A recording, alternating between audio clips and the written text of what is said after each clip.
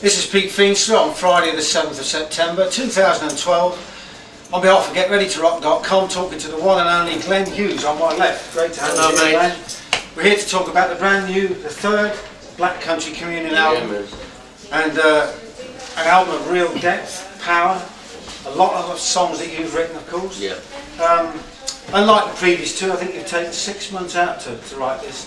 You know, it came together pretty quick. I wasn't really given a time schedule, as we hadn't really set a recording date, but I had started to write last November.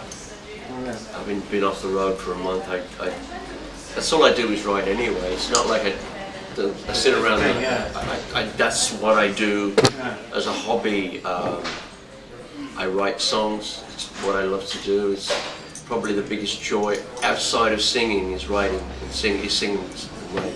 So how do you differentiate between stuff for your solo career and stuff for BCC? Well, I was just telling Pete this morning that initially this album, that Black Country, was going to be a Glenn Hughes album. So there are some songs on this album that was going to be on the Glenn album. And which ones are they? Afterglow, The Giver, all the good ones. Circle and Dandelion.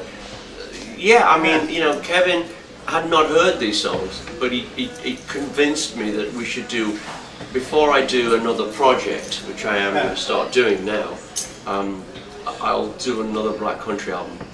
So, you know, as I said in the Facebook and Twitter the last 6 months, the trilogy is complete, and I don't want to freak people out, but I like to make albums in threes. I mean, oh really? I look at everything. Essentially. Yeah, everything is a trilogy to me. So where did Jason's input come into this then? Because he's heavily involved in it. He did. We weren't sure the songs, but he had dinner with me in LA in February, and he sang me a cappella the idea of Common Man, which I thought was brilliant. I said, great, and he said, would you mind finishing it for me? And I said, it would be my pleasure, I'd love to finish it. And then the same thing happened with This Is Your Time, another brilliant song, which he came up with the music for, and I went and wrote the lyric. And the rest of it came from my studio. Yeah, so when you bring the songs to the band, are they kind of already formulated, that they have their colours and then the song takes shape? How does that work? I mean, do you demo stuff before you bring it to... No, I demo it on something like that, like a little Olympus recorder. The band don't have the ability to listen to anything that I write until I go to the studio. It's just the way I operate. I don't send MP3s out. I don't demo anything. I've just got it all written out for me, and I present the songs to them right before we record. Wow. You said that this album's got plenty of signature sounds and quirkiness. Right. Where does the quirkiness come from, or where do we find that? The quirkiness is the opening track. It's just a little different. It's just machine gun. Exactly. It's just something that is different to what we're used to, and that's another song that was going to be on a solo album. So, oh really? You know, and it's really hard to distinguish what a Glenn Hughes solo album would be like now, because 5 years ago it would have been more funky and groovy. Yes.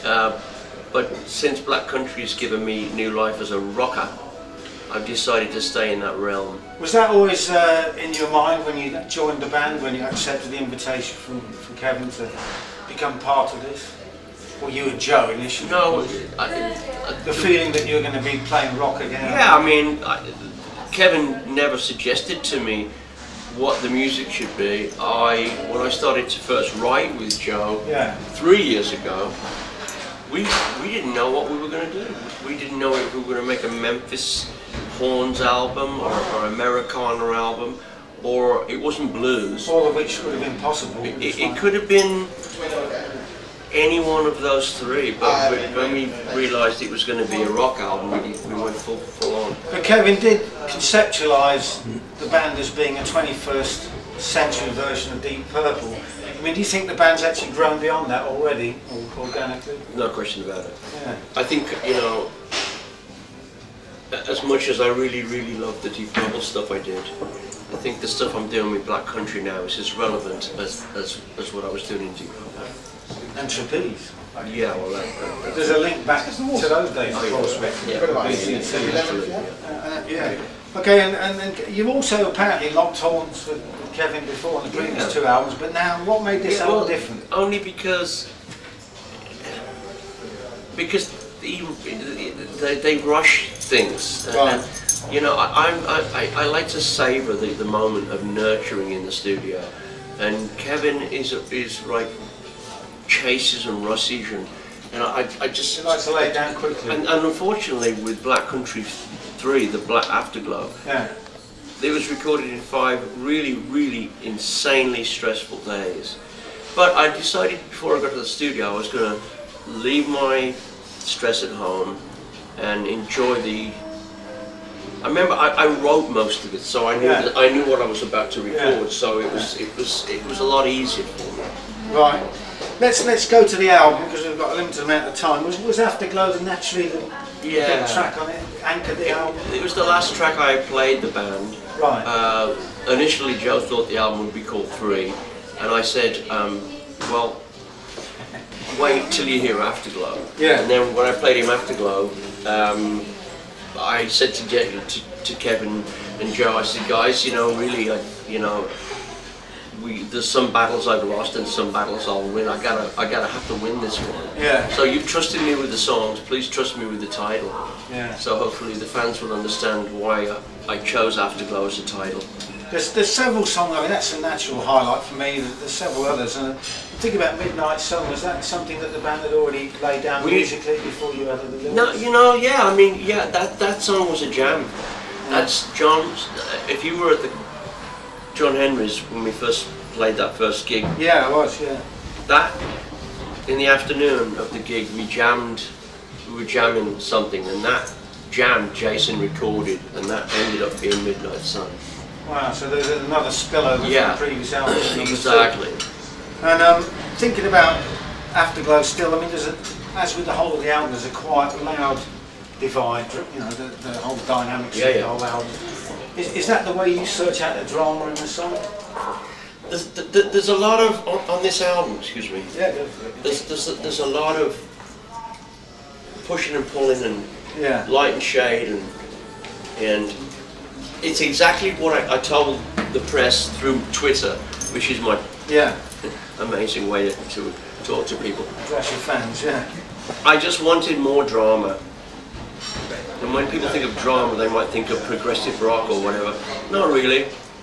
I think Led Zeppelin and The Who had a lot of drama in their music. Quite so, yeah. I wanted more acoustic guitar, I wanted more orchestration, and I wanted the 2 definitive Glenn Hughes style of vocals. I wanted the angelic, breathy Glenn, and I wanted the very aggressive, turbo, raw, organic Glenn. Yeah. And we have that. And then do you rely on Kevin to give you the flow and the sequencing after you? Yeah, I mean, yeah, I do trust him on that, yeah. Because it certainly works very well on this album. Let's give Kevin respect where it's due. He's a very good classic rock producer, probably the best of the genre. And Common Man is almost 2 songs in one. Yeah. It moves from very precise rock to kind of funky jam situation. Well, the end of it could have been off Stormbringer. It sounds like Deep Purple Mark III, 1975. But how did you move from the beginning of the song to that kind of jam? We jammed. The song is one take. The song was the last song we recorded on the album. It was just the last song we recorded. Yeah. It was an afterthought. It was a song that almost didn't quite make the album. But once again, I knew Jason needed it to be on the album, so I did. So did you, presumably. Yeah, but the thing is, what I want people to know about Jason, I've said this in the bio. Yeah. We all know about him and his dad being great drummers, but both the Bonhams are both amazing songwriters and arrangers. And Jason's pretty shy actually when it comes to his his musical input's actually grown on this record. Yeah, 100%. I'm really glad to bring that out. Oh, that's great. And the giver is your Robert Plant? Somebody must have said that before. No, sure. I asked Kevin when I sing that, captured in his resident evidence, The Seasons Come and Go. I said, does that sound like Zeppelin? Oh yeah. He said no, and I went, it does to me. And I said I don't want it to sound like it, but I guess it does. You know what it is? It sounds like it's from the Black Country. Well, that's a fair point. Yeah. And that's one of the amazing things about the band, of course, is it's Anglo-American. And you've somehow managed to cross that both the cultural divide and the generational divide. I just think it's that song, by the way, could be my favourite song. Right. Today. I mean, it'll change tomorrow. I know Pete loves Confess It Today. It's my least favourite track, but I have to agree with you. I think it's the closest to metal on the album. Yeah. It's kind of a little bit more retro than the rest. But then everybody picks different things from a wide range of albums, such as this, I think. You know? And on the Circle, your kind of phrasing almost evokes the lyrics of the dream. yeah, I love it. I love it. I love it. Is that what you intended? I love it. I love. No, that's my favourite song. I've changed my mind. Changed again. Cry Freedom is my favourite, not just because you swap vocals with Joe, but it's got a real impulsive drive to it. It could have been ZZ Top on steroids. It's certainly got a boogie element to it, that's for sure. Definitely. Does that stand out to you as well? That song was another throwaway track. It was a very simple song to write. You said that you mentioned Twitter there. You said on your Twitter account as regards the recording of this album, and I quote, "It was a life and earth experience for me." Mm-hmm. Why was that? What did you mean by that? Well, everything on this album to me is life and death. It's my friend Joe Elliott, who's got this album last week, said to me, "It sounds usually like you are.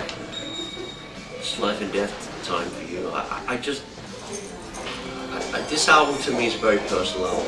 It's very sensitive and very passionate, and it sounds like a man battling demons, you know, and it's just a real honest account of the way I feel. And is that in parallel to the fact you've just had your book out, and presumably that was a bit of a letting go? Well, everything's a letting go for me. I mean, the way I write songs, I don't write about anything other than the human condition, so if I write something, hopefully you'll understand, because it's probably about you as well. And having completed this album, you're not actually going to gig in the foreseeable future, obviously, but does that mean you then move straight on to the next thing? And how do you go back to it if you do actually gig on? Well, we aren't sure about shows at the moment. Yeah. We're waiting on announcements. I will be doing other things while Joe does Beth Hart and Jason does Led Zeppelin. You'll see me doing other things with other people, and we'll just keep moving forward. Great album, great talking to you. Thank Pete you. Feenstra, Glenn Hughes. Thank you. Good afternoon. Thanks, guys.